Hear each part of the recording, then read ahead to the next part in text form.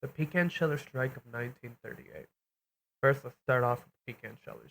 In San Antonio, Texas, the population in the 1930s was 40% Mexican American and Mexican nationals. 50% of the national pecan industry was received by Texas, and half of the pecans were produced by San Antonio.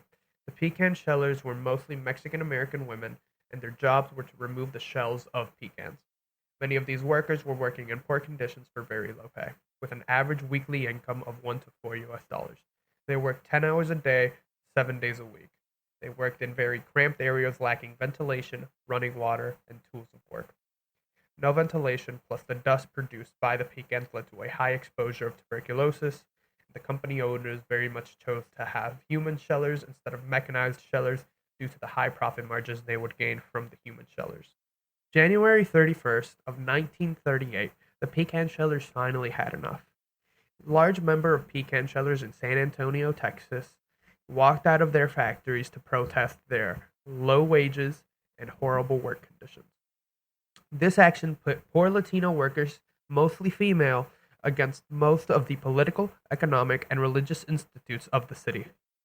The protesters all unanimously agreed to have Emma Tenusa as their strike leader. Emma was a well known person in San Antonio's politics and a dominant force in the Work Alliance. The strike lasted for a total of 3 months, in where the workers confronted both management and San Antonio politics. Because of all the commotion, the government stepped in during the strike as they viewed the situation as a civil rights violation, as there was an excessive amount of force from the police. Results from the strike came from the court actually ruling in favor for the strikers and increasing the minimum wage to 25 cents an hour. That would be around $5.25 present day, and officially acknowledging the International Pecan Shellers Union number 172. The lasting results of this were, prior to the strike and all these rulings, pecan shellers were working for very cheap. This was very affordable for a lot of companies, so there were so many of them.